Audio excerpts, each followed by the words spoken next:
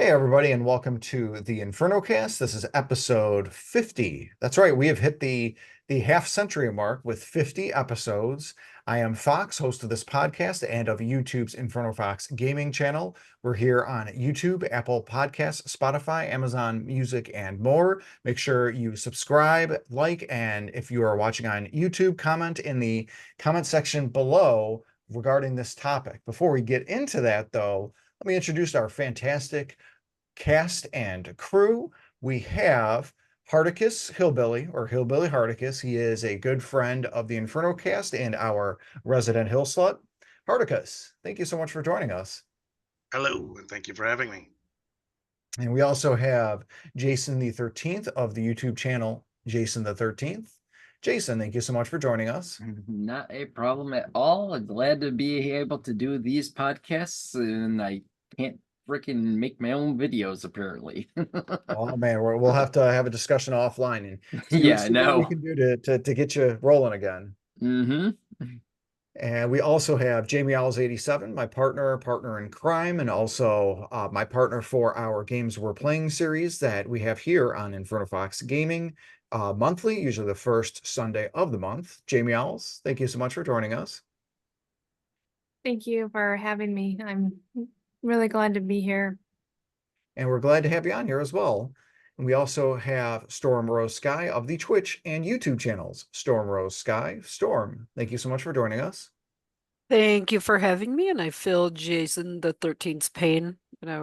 Your own video creation. Oh, it's gonna slow down a little bit because school is starting in 2 weeks. 2 weeks from tomorrow, I will be back in the classroom. So yay! But I do have one up my sleeve to come out. So and then I'll be thinking of changing up my format a little bit, and that's something I'll talk to you about offline. Excellent. Yeah, definitely looking forward to hearing that and hearing about that. We had a couple ideas on my end for you to join me on a couple collabs. So, and we'll talk more offline on that too. Awesome. That's exciting. And also we have Simbu Darkfang. He is the host of the Scurryface Wrestling Federation show Sunday nights on Twitch. Make sure that you check that out on Scurryface. We're going to have links to his site as well as all the others here where applicable. And make sure that you check that out if you're into some fun and exciting WWE 2024 action. Unfortunately, it looks like Simbu has fallen asleep. Looks like I'm going to have to kick him from this discussion. Oh, sorry, Simbu. What? Sorry, you got to give me a break now. We're over the hill, all right? I mean, we've been over the hill for like 10 episodes. Hey, I'm a little slow, all right? I slow down in my old age.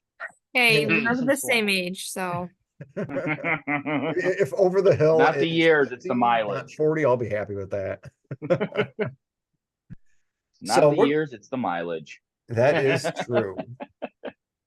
And the tread on the tire. So today's main topic, our topic for tonight is a really fun one. And this is the games that we are proud to have beaten.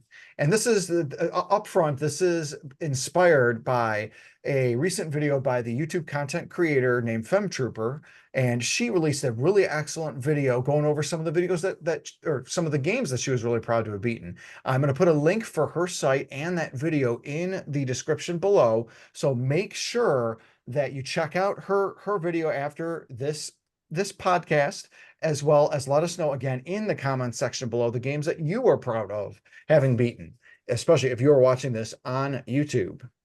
Now, for me, there's a number of different video games that I'm proud to have beaten, but we're going to limit our number to 3 per person, allotting for time. If we're running a little long, we'll keep it to 3. If not, we'll get you guys, our audience, some bonus time, some additional insight on the Inferno cast here. But we're going to go in reverse age order to announce this. And we'll do one game at a time, and inspired by Astrimedes, who couldn't make it tonight. Sort of way of delegating the input, which Astrimedes, of course, is the developer and co-owner of Second Place Games. His site also in the comments, or I'm sorry, the description below. But we're going to kick things off with Simbu. Simbu Darkfang is going to let us know the first game that he is proud to beat. So it's a recent game, and it wasn't very challenging. It wasn't very hard. Okay, but it makes my list at the lowest spot on my list, I should say, for this. And that would be the first game I ever perfected. Platinum trophy was Lego Jurassic World. Again, not a very hard game. It's, it's family friendly, so it's in an easier side, but it is the first game that I have ever platinumed. Wow, without, congrats. Any sort of cheesing, so to speak. Dude, that's awesome. It's funny because my ex actually had platinumed the Lego Harry Potter years 1 through 4, which is great because they did that on my login, so I've got that platinum. So that's good. That's good for me. So thank you for that. But that's one of the really great things about the Lego games is the trophies and the platinums and everything. They're not easy to get, but it's very approachable, and it's not so much a pain in the butt thing where you have to.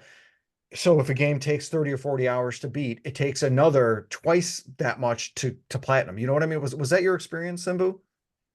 I would probably say yeah, because there's a lot of going back and replaying levels to get all the little mini kits and all the golden bricks and find the red bricks and exploring, of course, getting all the red bricks so you can get the infinite money basically, so you can just run around and explore the overworld to buy all the individual characters as they're running around in the area. They're not just, go to the shop and buy the character that you want. You gotta go find them in the game. So, yeah, I'd say, but the nice thing about it is it's one of those things where you put it down for a while and then you go, you know what?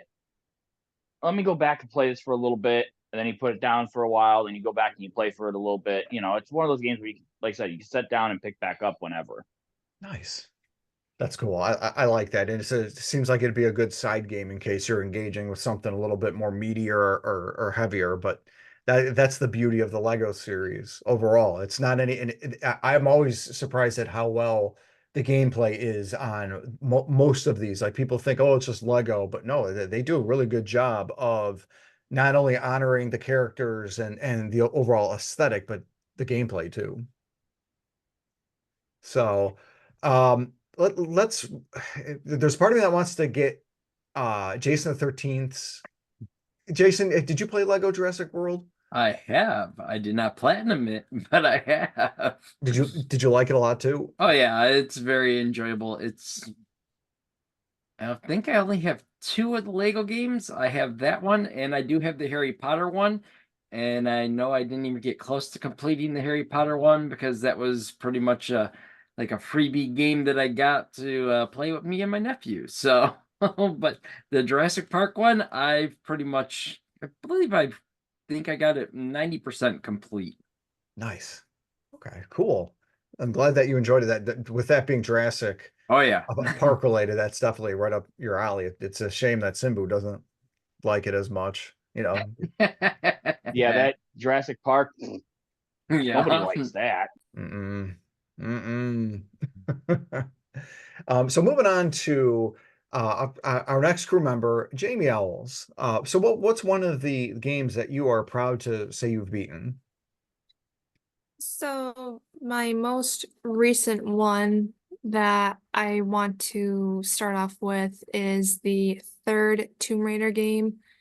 It's from the original, and it's the remastered version that I've been playing for months now.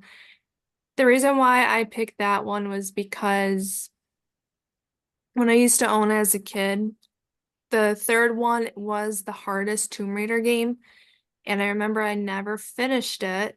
So as years went on and finally the announcement of the remastered version that came out on the Switch and PS5, I got the digital copy for the PS5, and my goal was to play like all three of them. And being able to beat the third game finally at 37 years old was pretty like a proud moment for me because what my goal is I'm trying to finish games that I play, but I also remind myself if I am not enjoying them, put it aside. But I do feel really proud of myself to say I've finally finished like all three original games, and now I know how the third one ended, even though I could have looked online, but I was able to like play it on my own and just to see for myself if I can beat through it. I killed Laura multiple times, so sorry. Par for the course. Yeah, it's funny hearing the Lara Croft scream, and And the splat. thud. Yeah. I had to remind myself that I had to keep making sure that I saved a lot because I'm so used to like newer games, how they would save automatically. Yeah, I learned my lesson. No, I don't blame you there. It's really really cool to be able to say, hey, I this game that I've never beaten, I finally have beaten. Mhm. Like I could say Xenoblade Chronicles 2 would be that for me, but I'm not going to give away my next one because that's not my entry. But I know, but that's my comparison there. My entry, my first one is going to be Dragon Quest 7 on a 3DS. And this game, it wasn't hard. Dragon Quest 7 isn't a hard game. It's Dragon Quest. It's par for the course for that particular series. The problem with Dragon Quest 7 and this 3DS is like a remaster version of the PS1 game. They made the 3DS one, like the intro, for example, much shorter, slimmed down. And even still, the 3DS one is so long and tedious. It's by far the longest entry in Dragon Quest. And not just that, but like there's very samey looking environments, and it's got the same play cycle for all but the last 10% of the game. It's story arc, travel back and then forth in time, recover more islands, story back, fourth island, story back, fourth island. And it does that for like, feels like 10 to 15 times. And then there's even one point in Dragon Quest 7, I'm not really spoiling anything here, but like, when you do an RPG game, you have a main party of characters that you usually start with, and that's how 7 started. And then I like a little over halfway through the game, I'm surrounded by party members that are essentially strangers, no one else but the main hero who just doesn't have any personality or anything. And like I'm surrounded by these literal strangers, and it's just like, what the heck am I even doing here anymore? Kind of a feeling. And then the job system, one battle equals one experience point for the job system. And some abilities and jobs require 50, 100, 150 of these points to gain the ability. Just there's multiple jobs. So and that is if the party isn't overly leveled, because if your level is too, your experience level is too high, like your level 90, for example, then if you're too strong for the enemies, then they won't give you ability points per battle anymore. So just overall, it was a tedious experience, but I have the feather in my cap that, okay, this is one of the many of the mainline Dragon Quest games that I've beaten, and I've beaten 1 through 9 and 11. Just happy to have that done and over with. And I'm just like, okay, thank goodness. That's and it wasn't a You, bad game, just the tedious factor, you man. didn't like the grinding? And and you know me, I dig grinding, from time to time, but like that is just one experience point per battle or ability point per battle. That just no mas, A no little mas. too much grinding. Oh, so let's go ahead and ask Hardicus. I think Hardicus is next. I think it's Hardicus, then Jason the 13th. Hardicus, what Hi. is one of your first games you are proud of? For me, it would be Castlevania Symphony of the Night. Oh Seeing gosh. the true ending, um, I can't recall a game prior to that I played that essentially had you replay the entire game almost with just an upside down castle. So that aspect was really cool. It was one of my favorite games back in the day too. Just such an amazing game. But like just the having to go through the game and find like, oh, you had to get the bat form, and if I remember right, you had to get some rings, and you had to have some sort of glasses or something like that to see the true boss that was hidden, and kill that to be able to go find Dracula. Like that to me, that was just such a really cool aspect of that game, and still is one of my just absolutely favorite games. Now, did you beat it using Richter? I don't remember if I ever beat it with Richter or Maria. Like I don't remember if I ever saw their endings or not, but Because maybe something to do someday when I get bored. Because I cannot agree with you enough how awesome Symphony of the Night is. Love that game. I love it so much. I even have a copy of it. Managed to get a copy from one of my good friends. Oh, did you? Who'd you get that from? I don't know, but he must be a Resident Hill slut. But like I tried beating it with Richter. Like I used to think I was good at Castlevania games, and like Richter is super OP, but he's a glass cannon. And like trying to beat the game with him, and then you have no lives. If you die once, it's game over. You go back to the save point, and like just having to retread so much ground with that, and like how much of a crutch I realized I used with Alucard with some of the potions and stuff to keep health up. Like, man, just can't just cheese my way out of these bosses by overly grinding. I actually have to use strategy to fight them. What the heck is this? See, hearing that, now I can tell you I definitely didn't beat it with Richter because I would not have put up with that BS. Yeah, I kind of wish I was able to have done that, but no, unfortunately, that's one that I don't have. Jason, the 13th. How about you? What is your first game that you're proud to have been beaten? All right, since you're putting it that way, we're gonna go along the lines of Simbu it's not a hard game. It is the first game I recall beating completely way back in the early 90s on the NES still. Monster in My Pocket. Nice. Little 2D side scroller, kind of like Castlevania, but not nearly as complex. But it was a very fun game. You were able to pick two between Frankenstein and Dracula as your characters. And I know I've cleared it with both characters when I was young, and I've since then beaten a lot more of the NES games, but it is the first game I can recall actually beating on my own with no help or anything like that.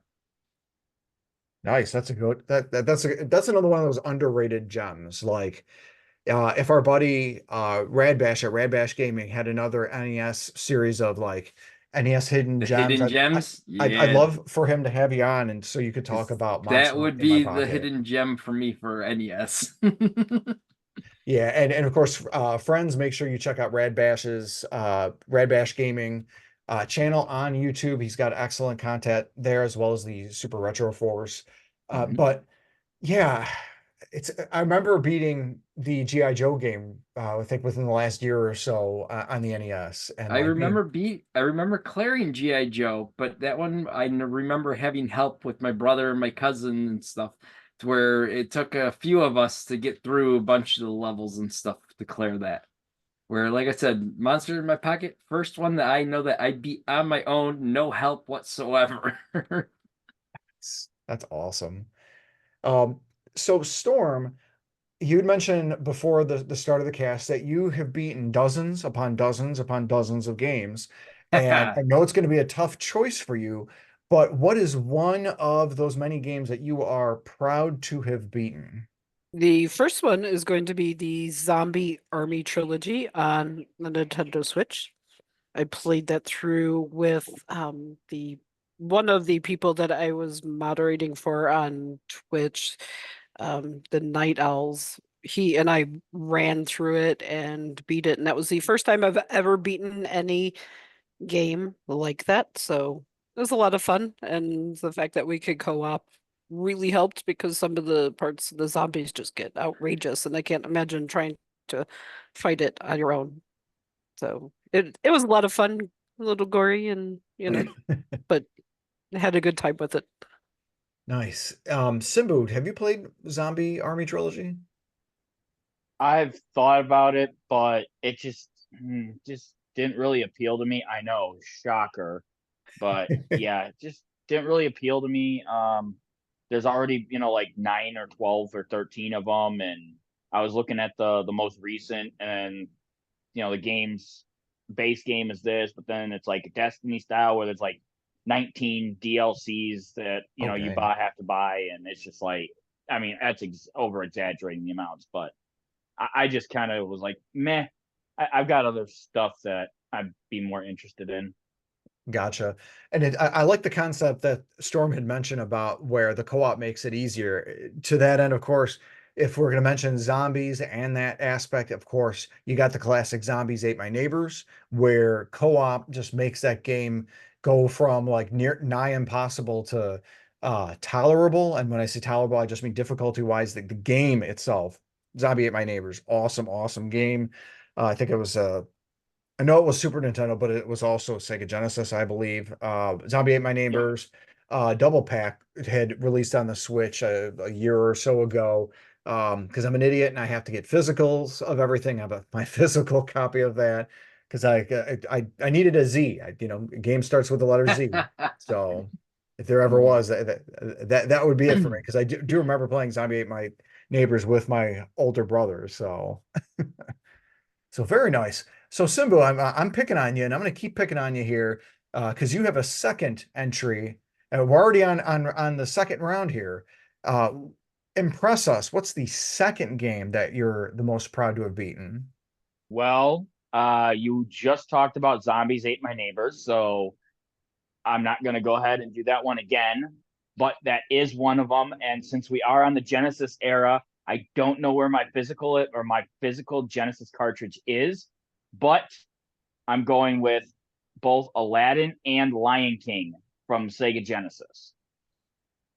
These were the two first video games I had ever beaten by myself. Oh, nice. That's a heck of So, an accomplishment, especially Lion King. yes, Lion King, obviously, for its, a lot of people want to say, "Oh, the monkeys," and I just can't wait to be king. And no, it's the elephant graveyard. It's the two pillars where you're jumping back and forth because it's timing, and it's very just atrocious because of the limited technology of the time, where it's still on that quote unquote NES hard. They haven't transitioned yet away from it. You But just gotta yes. get good. You gotta get good. Yeah, exactly. But yes, those were the first two games I had ever beaten by myself. Of course, I beat Lion King first because Lion King is my all-time #1 favorite Disney movie. And that, I'm not talking Star Wars, I'm talking Disney animated. Nice. Don't blame me there. Mine is Aladdin. It's a shame Jamie Owls doesn't like Lion King. Yours was the what is it, Beauty and the Beast? Jamie Owls, right? If I could give you the middle finger, I would, but Oh, she wants to give you internally the I am. Zazu. The Zazu.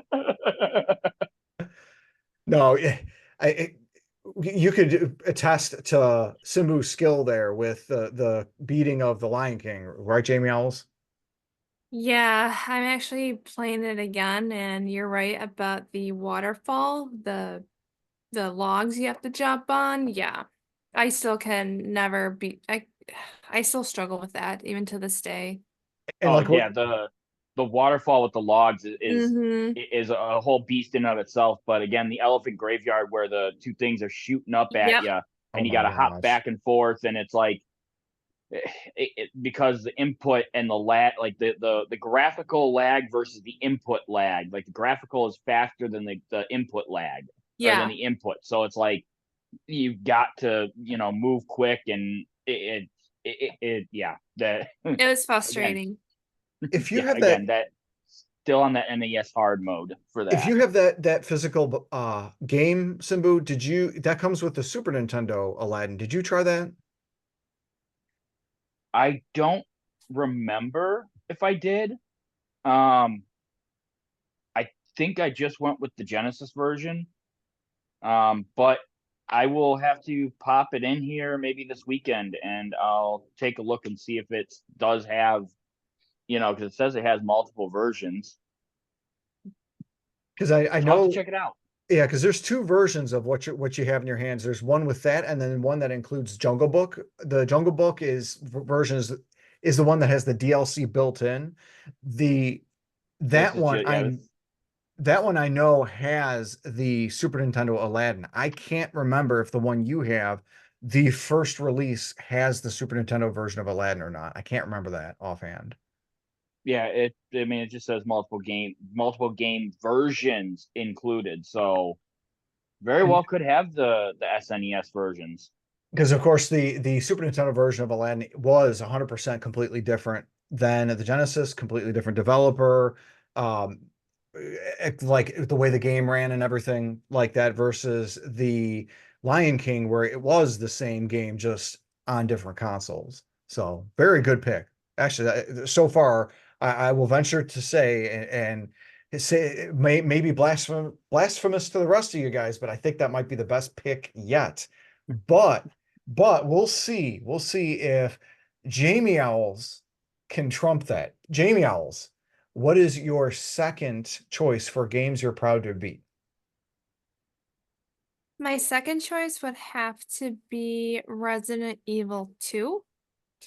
Now, my first Resident Evil game I said in the past was the 7th one, Biohazard, which I beaten completely. But I would have to say Resident Evil 2 I'm proud of, because the first time I played Resident Evil 2, I stopped halfway, especially when I got through the part where Mr. X kept chasing me. And it got to a point where I was getting so frustrated, and so I stopped. And I think I stopped for a good year and a half. And then I decided to play it again because it was right after I got done with Resident Evil 4. And I wanted to play 2 and 3 again. So when I start back up with Resident Evil 2, I played as Leon Kennedy. And I'm like, I really want to finish this. And with a little help with YouTube element, I was able to get through certain areas and able to find this, the missing items that I needed. I was able to beat it. And I would have to say I'm really glad I did, because I am really getting into the Resident Evil franchise, and I want to make sure that I play and complete all the Resident Evil games. And so going back and replaying this second one and giving it a second chance, I was really happy with myself that I completed it finally. And that was the remake that you beat. Yes. Yeah.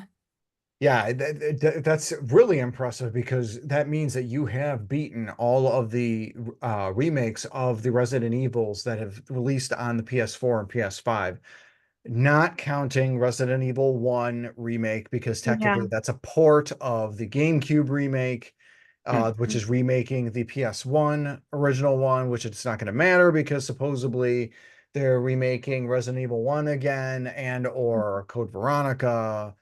Either way, it'd be great to have those, but most importantly, let's get a Resident Evil 9 going. I mean, come on, Capcom. Snap to it. I'm sure that one is in the works. Yeah, it's all but guaranteed. Did they just announce 9 and 10 were in development? I don't remember an official announcement. I remember that someone had let it slip or something like that during an interview, I thought. Yeah, like I could be wrong.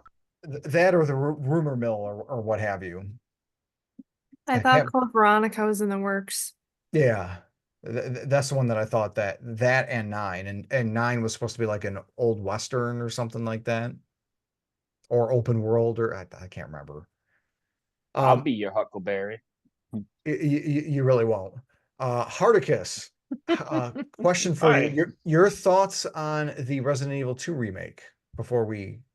that's the only remake I actually played, and I enjoyed it. I really loved the original Resident Evil 2, but I thought the remake for, it was so long in between me playing the remake and the original that I wasn't like nitpicking, like, oh, they changed this, oh, they changed that. Like, it's it was so long that I couldn't remember the details, but from what I can remember, it's there were some obvious changes in there, but overall it was an enjoyable remake. I did only play as, I think, Claire. I can't remember which one.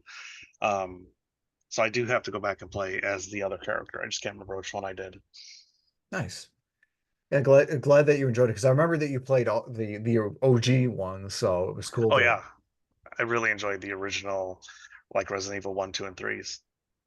Very cool. Curiosity question for you, Jamie Owls. Mhm. In the remakes, when you beat them, do you unlock fun playable items so you can play through the game with like rocket launchers and stuff like they did in the originals?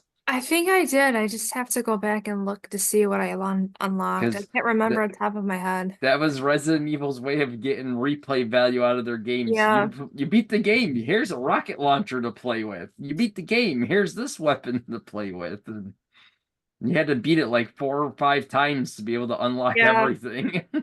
From what I heard, that was an unlockable with the remake too, because Ooh, apparently nice. using rocket launchers and trying to kill Mr. X early is a thing, I thought. Yep. Nice. I Nice. love that. So my second choice for games I'm proud to say I've beaten is going to be Ninja Gaiden on the original NES. Ooh. And this entry personifies kind of what Simba was talking about, that whole NES hard type. But this one sort of played to its strength of that sense of speed and like a sense of control that you have, and just overwhelms all of that with constantly regenerating enemies and punishing almost troll-like placement. And anybody who's actually gotten to the end or near the end knows about the last boss gauntlet being especially punishing, where, let's say, that last world is 6-1, 6-2, 6-3, the hardest platforming for the game. And when you get to the boss, if you die, you go back to the beginning of 6-1. So you have to do the entirety of 6-1, 6-2, 6-3 all over again.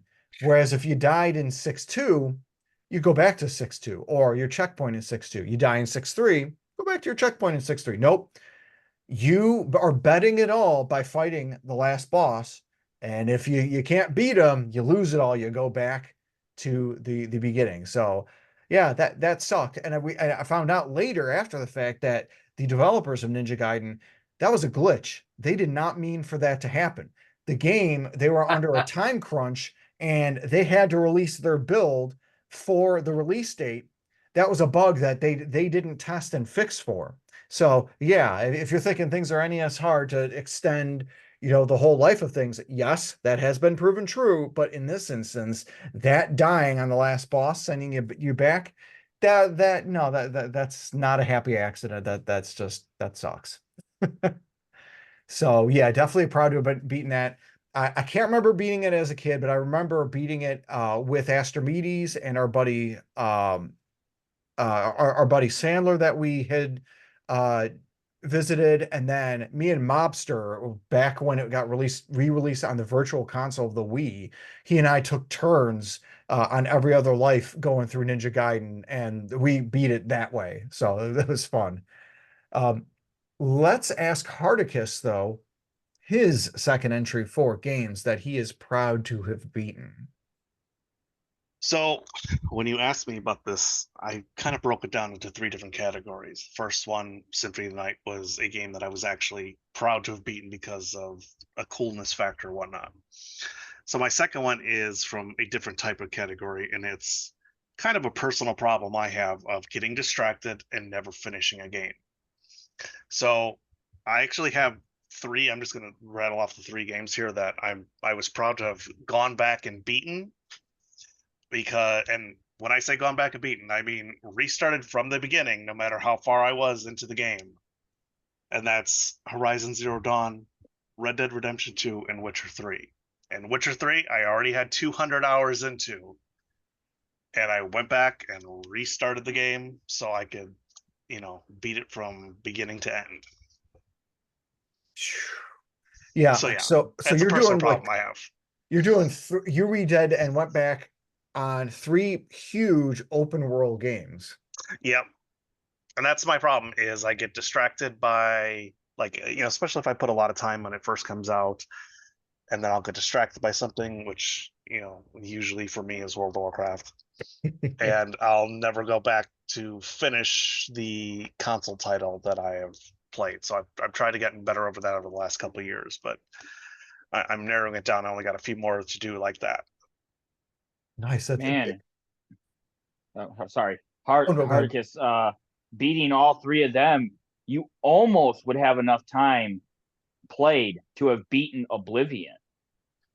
Yeah. I put many an hour into Oblivion and Skyrim as well. Oh my gosh. Oh, that's awesome. I agree with you on those large open world experiences. Storm, we need to get you into a large open world type game. Out of those three that Hardicus mentioned, which one of them sort of gets your attention? Horizon Zero Dawn with Aloy, Red Dead Redemption 2, a Western open world game, or Witcher 3 with Geralt? Witcher 3. I've already tried the Horizon Zero Dawn. That did not grab my attention a whole lot. So Witcher 3 though has been on a wish list for a little bit. So Yeah, that one I would give a shot. And I want to get into Horizon. My general mind has been changed on the whole mech thing.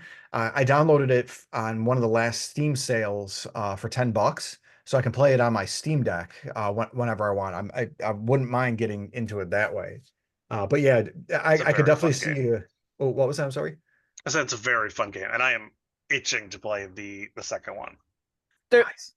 A fun tidbit is, though, in the thing that I'm currently writing, a character described another character's hair to be like her hair. I've referenced Aloy in the Horizon Zero Dawn, blah, blah, blah. And so there's a fun little tidbit. I mean, I appreciate the game and stuff, but it just didn't grab me. Maybe I'll give it another chance some other day, but, the other two sound more fun right now for me. Yeah, and Witcher 3's really got a good pedigree on that. Simbu, sorry if I cut you.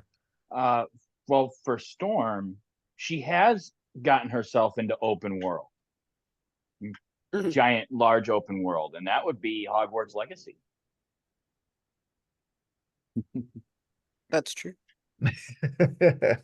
It may not be as grand a scale as what with exploration and stuff, fine, but it is a fairly large open world game. And it's that was the best-selling game of 2023, and yet you don't hear it being talked about as much with how much it sold and how good it was. So that's interesting. Good point there, Simbu. But let's ask Jason what his second game that he's most proud of. Ooh, I just clicked off the darn thing. All right, so I have a little bit of information and not just the name of the game in front of me. Let's go with the game on the PlayStation 2 that I had to rent like 4 times in a row before I found my own copy that I could purchase and play the game. Disgaea, which got me like really, really, really hooked into the tactical RPG games. Not my first tactical RPG, but the one that got me like really hooked, and which is what makes the Disgaea series one of my top franchises. But the very first Disgaea, I remember getting all the way to the end just to get my butt handed to me. Then I had to go grind again, got my butt handed to me, had to grind again. And it still like wasn't enough to beat the game. But eventually I finally grinded enough and beat it. It definitely was. Disgaea is one of those games that I found myself, you'd play, I got an hour, let's play. All of a sudden, 3 hours went by. What the hell happened, So it was definitely a very fun, and technically they're long games, but they're very highly entertaining. Nice. Yeah, and it's and since then, like that's really opened you up for the Disgaea 2 through 7 now, right? Technically there's 9 of them, but the Numbered 2 entries. side ones are like Disgaea D2 and or no, sorry, 8, not 9, because they did a actual sequel to the original Disgaea, which is the D2. But every Disgaea is its own story. They do have a lot of the same characters that you end up getting at the end of it when after you beat it. Like you can get like the Laharl and Etna from the first game into all your other games and stuff, and other characters too. But they all have their own storylines except the like I said, the one side one. But yep, there's 7 total, and then the D2, so 8 total of them. Nice. Yeah, it's nice that they let you grind and then go back to it, because I know some of the tactical RPGs, more of the older school ones, where if you're not leveled enough, sorry, you're SOL. Yeah, the first Fire Emblems. Oh, and then the Yeah. permadeath on those two, man, Oh, that's rough. That's rough, yes. Yeah, thankfully this guy didn't have the permadeath. You failed, you get to retry. I really think you should look into Triangle Strategy, Jason, because it's the tactical RPG, but it's got a Game of Thrones like story, but without the like we're trying so hard. We know we're on HBO, so we can show you all the sort of stuff. Like it focuses on the story for story's sake. I think that would be something maybe up your alley that would be worth checking out. Yeah, I would have to check that one out. So rounding out our second choices here is Storm. So Storm, what is the second game you are most proud to have beaten? The second one is the Super Mario RPG back when I first played it in 1998, I believe, and I just got my hands on another, like a new to me SE Super Nintendo system, and was able to play that game for the first time, and that was, before internet help and whatever. So getting to just enjoy the magic of that game for the first time and beating it, and that was the first time I've ever played anything like that, of course. So sorry, it was awesome to beat it and to be able to share that with you and like share that excitement over that game. It was a bonding experience, let's say, to be all emotional about it, but it definitely ranks up there as just one of my absolute favorite games to have gone through and play through, and to have very limited help outside of asking for hints from you every now and then, or I don't even remember if there was a catalog. Remember the gaming catalog helps. I don't remember having that, but it was just trial and errors and little hints from my phone a friend support back then. But yeah, just such a fantastic game anyway. And then of course to be able to replay it, and I'm air quoting replay on the Switch this year, and do another beat of it is just, it's been awesome for the nostalgia. Nice. And I think that everybody but Jason the 13th has beaten Super Mario RPG. Because Jason, I don't think you played or beat that. I don't think I've played it. I own it, but I don't know if I beat it. Yeah, I can't recall beating RPG. Get on it, Jason the 13th. What's your excuse? Oh, work. Work. Oh. 10-hour days. Yep. I roll. That's pretty sad for you, Jason, because I've beaten it and I don't have any nostalgia for the game. That's true. And it's really commendable that both Simbu and Jamie Owls have beaten this Mario RPG, the remake on the Switch, because it really is one of those classic turn-based games. Now the Switch version is easier than the OG on the Super Nintendo. So Hardicus and Storm do get extra credit points for beating the OG. So thank you.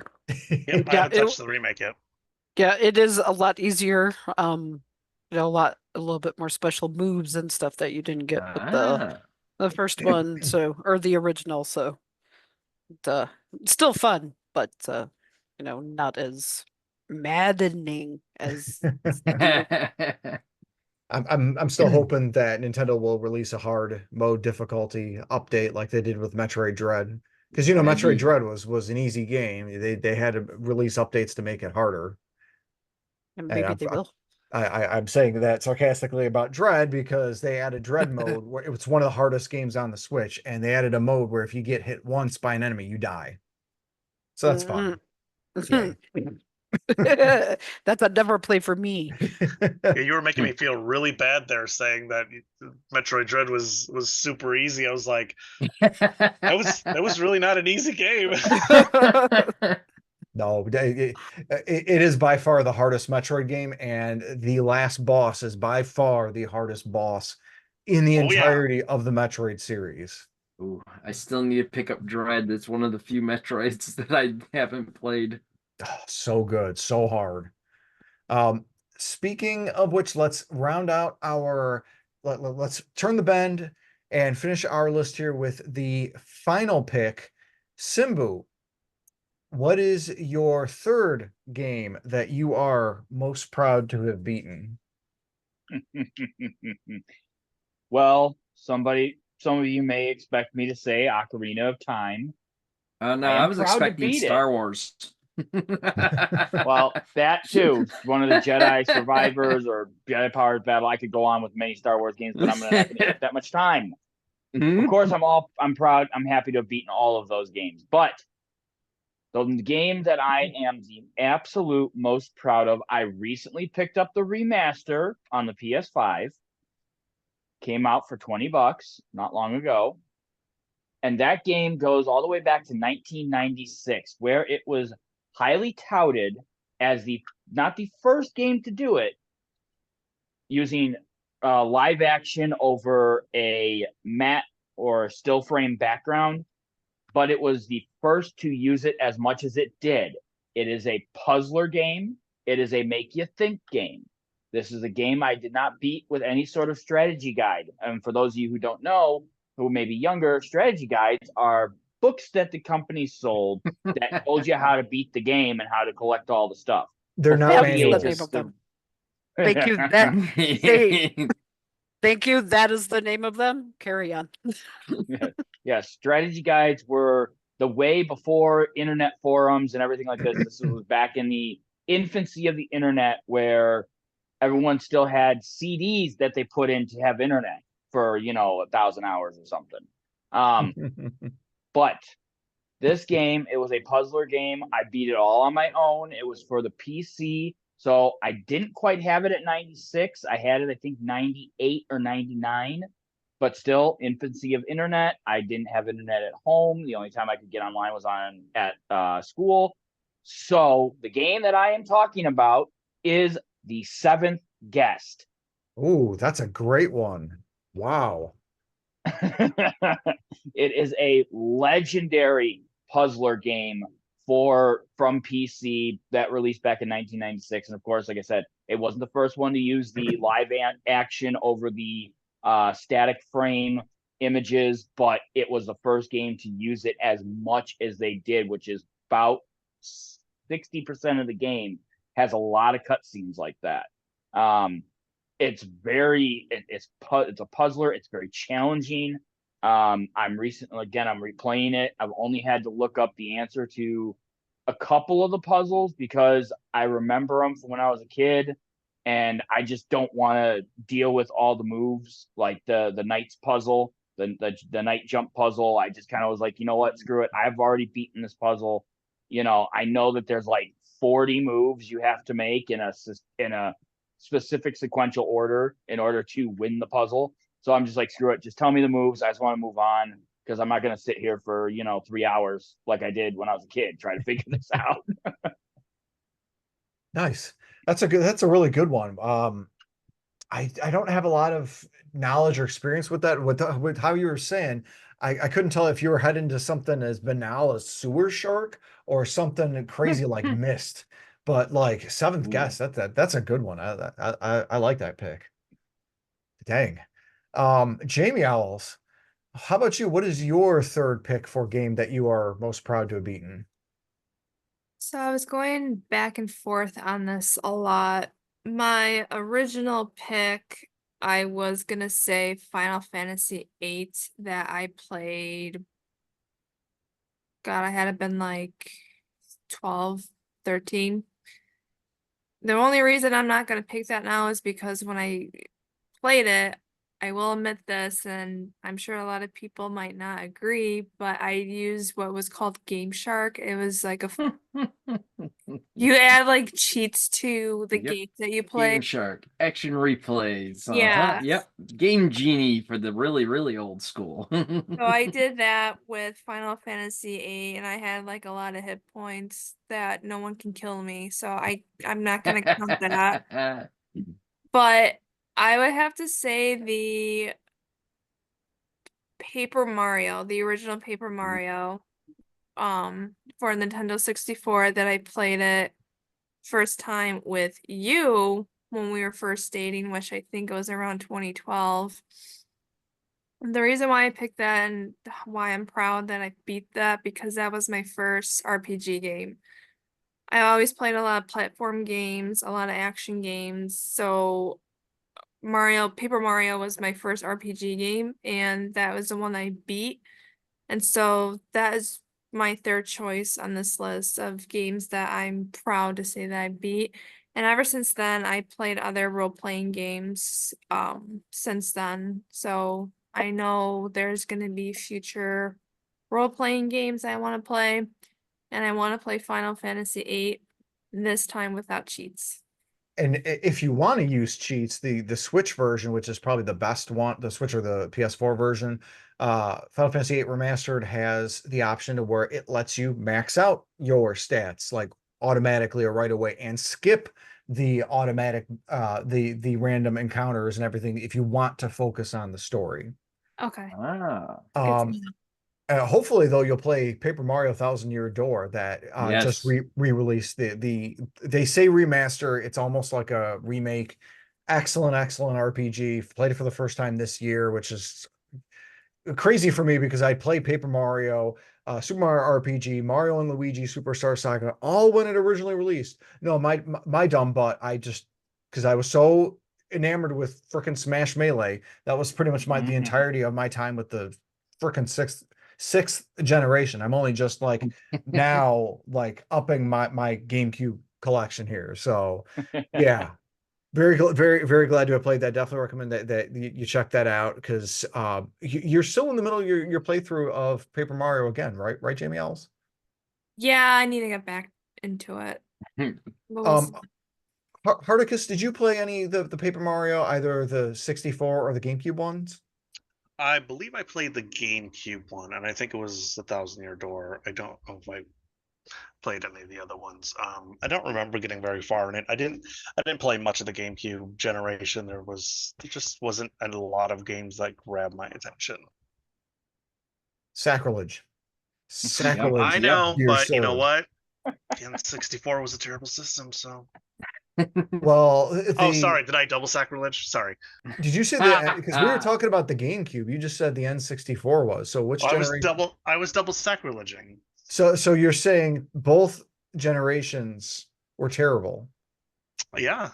Yeah. So you're saying the PS1 and the PS2 were terrible? Okay. I never said that. Because I was saying the generations. And I apologize. It was just the Nintendo. There you Nintendo go. entries into those generations. Now the GameCube actually wasn't too bad. There wasn't a lot of games that that grabbed me for the GameCube. The GameCube. Yeah, the GameCube really wasn't that bad. I personally do not care for the 64 at all, though. I'm going to admit that a lot of any of the 3D games with the 5th generation have not aged well. Any of them. Yeah. Maybe the exception being maybe Mario 64, but the rest of them have not aged well. And if you've played, I couldn't get into that. If you've played Legend of Zelda Ocarina of Time on the 3DS, I don't like the 3DS. For the one singular reason being the circle joystick. If you get over that, the 3DS version of Ocarina of Time is by far the better version over the Nintendo 64. It's a crazy thing. Let us know in the comments section below if you think that's the case, if you played the 64 version or the 3DS one. I will say I beat the 64 one probably about 10 times because I'm an idiot and I love that game, and I've yet to beat fully the 3DS one because I hate the circle joystick and I hate playing the game that way. I absolutely hate it. It's terrible.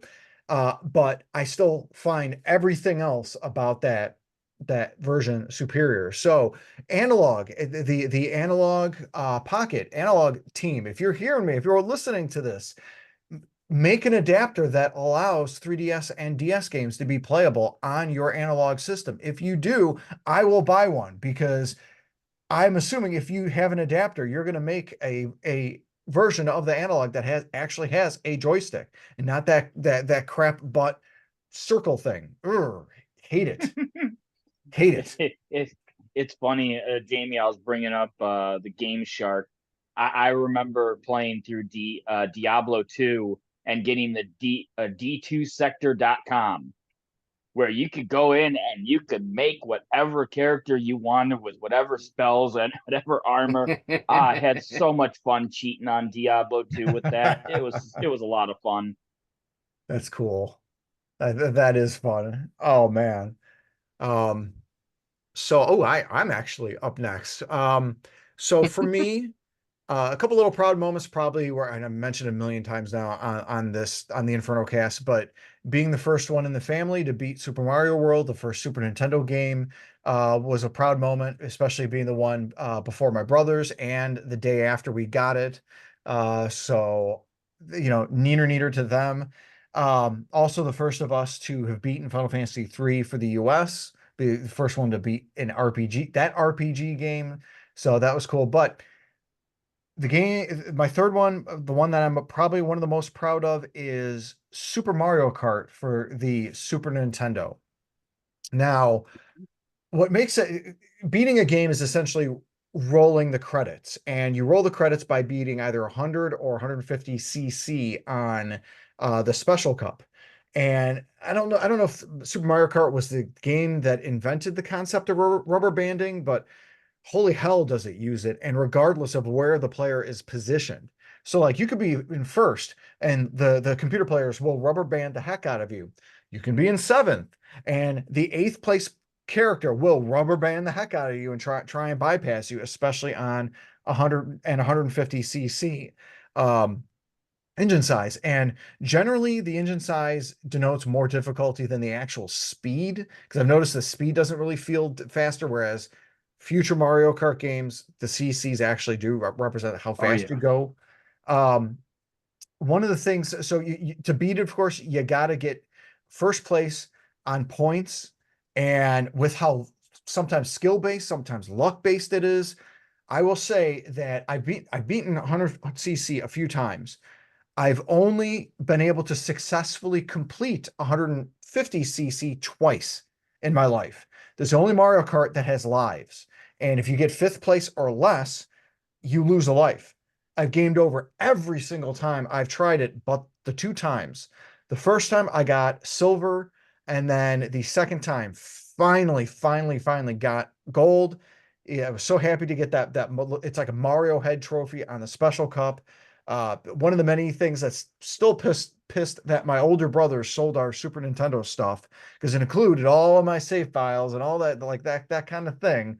But like, that is absolutely my probably my proudest like NES, SNES hard sort of a achievement for, or proud for beating a game. Trying to think, Jason the 13th, did you play the Super Nintendo Mario Kart at all with you I and your do. brothers? I've definitely played all the Mario Karts. I've played 90% of the Mario games in general. So. But what about the Super Nintendo one? Do you have any memories with that one? The Super Mario I Kart? know we played it. I don't remember if we owned it or if it was something we rented, or if it might have been just like going to my cousins because they had like every freaking Nintendo game ever. I remember playing a lot of Nintendo games that we didn't own over at my cousin's house. I think it So, was our cousin's house. probably. But like I said, I do remember playing it. I can't say I ever beat Mario Kart on the Super Nintendo, especially at 150 cc. Oh man. Kind of gives me flashbacks. I don't want to think of it, because failing so many times and then finally succeeding, and then future attempts after getting that gold on 150 cc failing. I'm like, oh. I think I hear Clearwater Revival playing right now with Fox's flashbacks. Oh man, I hear the helicopters. I hear the green helicopters flying over. Get me out of my reverie, Hardicus. What is your third game that you are proud to have beaten? So my third one is, I remember I said I was organizing by types here. So the third one is games that kind of started to annoy me or drag on. And so my pick for this one is The Trails of Cold Steel, number 4. I know you and I have talked about this Inferno. Trails of Cold Steel 1 through 4. They are excellent games. I still, even though it's my pick for this, it's an excellent game. Each one's about 60 to 100 hours long, and each one has a mega dungeon at the end that seems just tacked on, that takes hours to complete. And by the time, after playing 3 games of that and getting to the 4th one, and again 60 to 100 hours for each game, I'm like, dear God, just let it end. I've killed the final boss. I know there's a stupid mega boss at the end of this dungeon. I just want it to end. So that's my pick. But again, love the games. I recommend them to anyone who loves JRPGs and things like that. And it's funny too, because when you started with Trails of Cold Steel 1, and that's the 6th game in the series. So the big argument that I've been hearing with the whole Trails thing, I'll try not to trails y'all out because I'm currently playing 2 of them myself, is the fact that like recently with the newest Trails game called Trails Through Daybreak that just came out like 2 weeks ago, there's been a literal argument from some of the most venomous fans that you should always start with the Trails in the Sky trilogy. And I don't care where you start. You should probably start with the first of the trilogy, duology, whatever. So if you start with Cold Steel 1, that's fine. If you do Daybreak 1, that's fine. Trails to Zero, Trails in the Sky 1, again, that's fine. Start in the beginning of the trilogy, duology, whatever. Just have fun with it. And it's funny. I get what you're saying with because I got about 5 hours into Cold Steel 3, and I'm like, I got Persona 3 that's coming out, the Final Fantasy 7 Rebirth. So I tabled that, and then I got back into Trails super heavy by doing the Trails in the Sky trilogy. I've done 1 and 2, which is first chapter and second chapter, and I'm about halfway through Trails in the Sky third chapter. Hardicus, if you're looking to get back into Trails, I do recommend the Trails in the Sky on Steam. Or maybe just wait because there's a rumored remaster of this trilogy coming. When that remaster comes, definitely recommend you getting into Trails in the Sky because the main protagonist in that is awesome. Yeah, I mean, I love the idea of the Trails games. That it's trilogy, a duology, quadrilogy of these different storylines. It reminds me of a book series that I read that does the same thing. So I love these bigger arcing stories, but you can get into these compact things. Like I started with Trails of Cold Steel.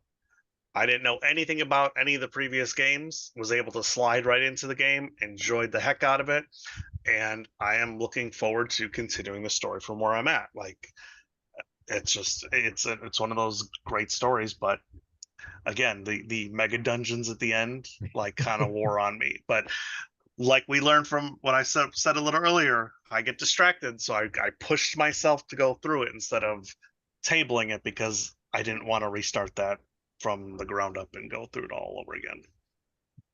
Yeah, don't blame you. I do not blame you there, my friend. So Jason, how about you? What is the third game that you are most proud to have beaten? Well, I'm going with another one that was a first of its type for me that got me hooked into it, and I actually completed this one. Now, I've played first-person shooters like Halo or James Bond 007 on the 64, but I never completed them, and I've never been big on first-person shooters. But Metroid Prime for the GameCube was the first first-person shooter game that got me hooked into it enough that I played through the entire thing and beat that one. I like the Metroid games. I can't say I've beat all of them, but I've played a lot of them. But Metroid Prime, man, that one just story-wise, the way the graphics and everything, even for the GameCube, it was just an awesome game. I'm surprised that you're not like so gung-ho about finishing a lot of the Metroid series, considering like how much of an homage to like Alien and Oh, I Aliens and know. whatnot that it is. I know I've played a lot of them. I know I haven't beaten a lot of them. Yeah, Prime 1, man. Like, have you played Remastered? I have not played it. I do have it though, but I have not played it. Oh, it is by far the prettiest looking Switch game. Oh, Like Luigi's Mansion 3 held that crown, but it got dethroned with ooh. Metroid Prime Remastered. Hmm. So, Storm, let's round us out here with your third game that you are most proud to have beaten. This was hard to just pick out one last one, but after some strong consideration, I'm going to have to say, oh, God of War Ragnarok.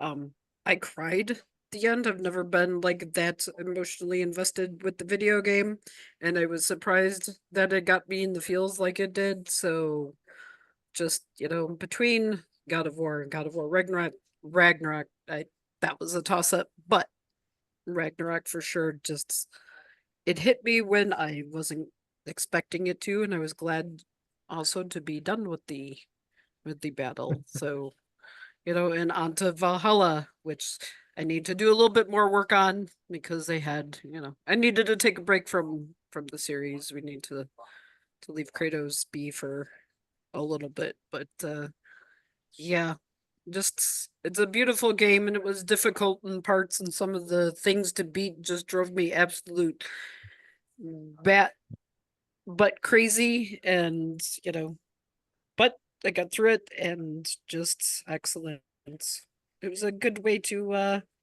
start my 2024 was beating that game. So for sure that is the pick, and I'm gonna stop talking before I reconsider it even now. And that's a hell of a pick too. Because you beat God of War 2018 as well, right? Yes. Yes, I So did. I did that one last year and finally got my hands on Ragnarok after waiting forever because, price and whatnot. But then it just, both those games are just beautiful. And yeah, Ragnarok took the place of the 2018 version of which one I would be more proud of to beat, even though they're both up there. yeah, that's I think we got to do a future cast episode about games that hit us in the feels or made us cry or what have you.